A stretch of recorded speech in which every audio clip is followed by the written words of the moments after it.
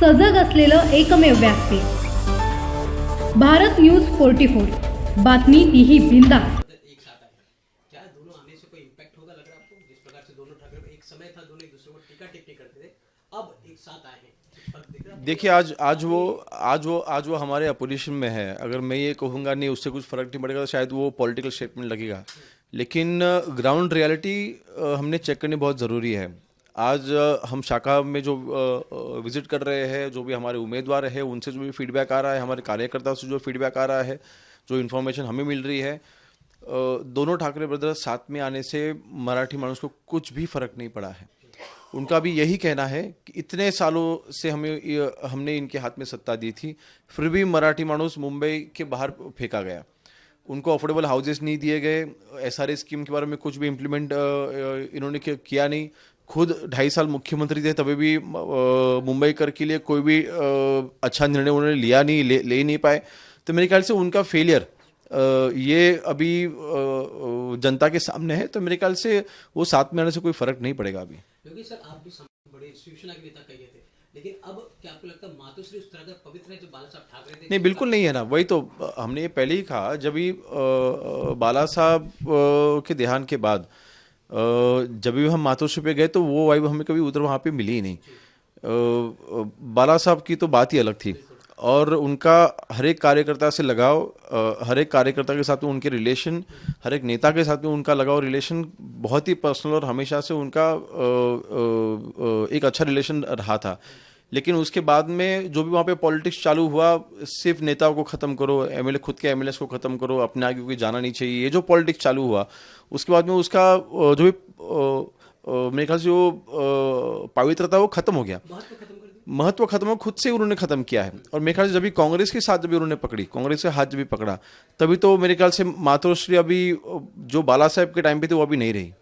Sir demography change करने की बात रहे उद्धव ठाकरे या राज ठाकरे, उन्होंने जिस प्रकार से सामना में कहा है कि कहीं ना कहीं मुंबई की डेमोग्राफी चेंज करने की कोशिश आप लोग कर रहे हैं, रोहिंग्या बांग्लादेशी को आप लोग ला के, क्या आपको लग रहा है? देखिए, आप जिस कांग्रेस के साथ में हो उसी कांग्रेस के समय पे इलीगल तरीके से राशन कार्ड बनते थे, उनके नाम वोटर लिस्ट में आते थे और वो वोट बैंक कांग्रेस की होती थी।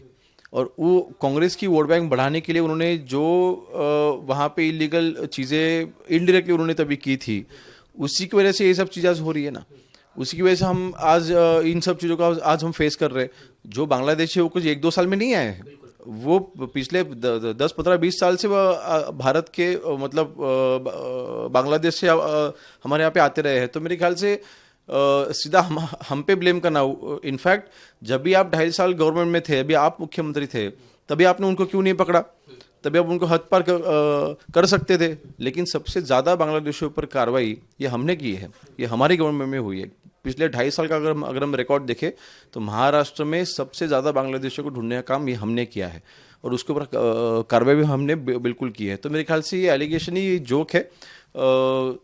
मेरे ख्याल से उनकी गवर्नमेंट होते हुए वो कार्रवाई नहीं कर पाए, लेकिन हमने ज़रूर करके दिखाई है। शरण कौन दे रहा है बांग्लादेशियों को? नहीं, देखिए, अभी तो ये तो इन्वेस्टिगेशन का पार्ट है, लेकिन मैं यही कह रहा हूँ कि 2014 के पहले काफ़ी सालों तक कांग्रेस की गवर्नमेंट थी और उनके मुख्यमंत्री थे। तो तभी जब भी इलीगल तरीके से बांग्लादेशी आ रहे थे, तभी आपने क्यों नहीं रोका उनको? किस प्रकार की कानूनी तहत कार्रवाई? ये देखिए, तभी तो राशन कार्ड बनना तो इतना इजी था। राशन कार्ड बना लो और सीधा वोटर लिस्ट में नाम ऐड कर दो, और या एक बार वोटर लिस्ट में नाम ऐड कर तो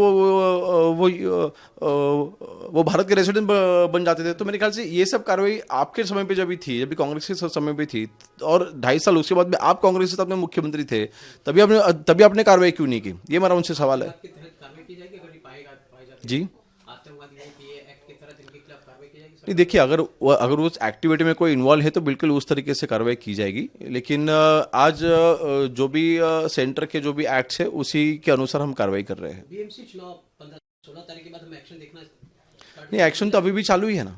इलीगल बांग्लादेशियों को यहाँ से भगा खड़ा रखना, ये कार्रवाई तो आज भी चालू है। इस सबसे ज़्यादा कार्रवाई हमने की और आगे भी ये कार्रवाई जारी रहेगी। अंबरनाथ की बात करते हैं सर, जिस प्रकार से अंबरनाथ में कांग्रेस के 12 सांसद, ये कह सकते हैं कॉर्पोरेटर थे, वो अब बीजेपी में ज्वाइन देखते हैं, क्योंकि कौन से बीजेपी के साथ जुड़ रहे हैं लगातार। नहीं, बीजेपी में कौन जा रहा है, क्यों जा रहा है, ये इसको मैं नहीं कुछ बोलना चाहूँगा। लेकिन वो उनका इंटरनल पार्टी का सवाल है। आपके उम्मीदवार से जुड़ा हुआ एक सवाल है, देर रात जो है उन पर अटैक किया गया, हालत अभी जो है आउट ऑफ डेंजर है, लेकिन किस तरह की भावना से किया गया आपको? ये हमारे जो उम्मीदवार है उनका ये कहना है कि उन्होंने जो स्पीच अगले रात को दी थी, वहाँ पे एक एसआरए स्कीम है, वो एसआरए स्कीम में कुछ ऐसे लोग इन्वॉल्व है जिन्होंने वो एसआरए स्कीम के ऊपर इन्फ्लुएंस करने के लिए उन्होंने कोशिश की है, खुद का डेवलपर लाने के लिए कोशिश की, और काफ़ी सालों से वो स्कीम वहाँ पे इम्प्लीमेंट नहीं हो पा रही। तो उसके अगेंस्ट बात करने के बाद, उनकी स्पीच के बाद कुछ लोगों ने शायद मेरे पर अटैक किया, ऐसा उनका कहना है। तो इसलिए मेरे ख्याल से वो उस एंगल से भी बिल्कुल इन्वेस्टिगेशन होगा। आखिर सर कुछ पता चल पाया कितने लोग इन्वॉल्व थे, कौन है, कहाँ से आए थे? सीसीटीवी में कुछ संदिग्ध लोग दिखे हैं, उनको ढूंढने का काम अभी जारी है। जब भी वो पकड़ में आएंगे तभी आगे की इन्वेस्टिगेशन के बाद पता चलेगा। आखिरी सवाल सर, आप भी एक होम डिपार्टमेंट के यहाँ पे स्टेट होम मिनिस्टर है, सवाल ये है मेरा, ममता बनर्जी पश्चिम कार्रवाई होती है, उस कार्रवाई को रोकने चली जाती है, उस कार्रवाई को आप कैसे देखते, क्योंकि आप भी डिपार्टमेंट से जुड़े हुए हैं, प्रशांत किशोर के दफ्तर पे कार्रवाई नहीं, मुझे इस बारे में पता नहीं है, लेकिन एक्शन को कैसे देख रहे हैं कि ईडी की कार्रवाई होती है और पश्चिम बंगाल नहीं, खुद मुख्यमंत्री ने वहाँ पे जाना। मेरे ख्याल से आप इस चीज़ों को पर्सनली ले रहे हो। अगर ईडी को आप उनके तरीके से काम करने देना चाहिए। अगर कुछ इलीगल नहीं हो तो वहाँ पे कार्रवाई नहीं होगी। डरने की बात ही नहीं, आपको रोकने की जाने की जरूरत ही नहीं है। कहीं ना कहीं डर साफ दिख रहा ममता। नहीं, ईडी के कार्रवाई में अगर कोई जाती है तो बहुत ही मेरे ख्याल से मतलब आप अपनी लेवल नीचे लेके आ रहे हो, तो मेरे ख्याल से बहुत ही गलत है। अशाच नवनवीन अपडेटसाठी बघत रहा भारत न्यूज 44, सत्याचा प्रकाश, बातम्यांचा विश्वास।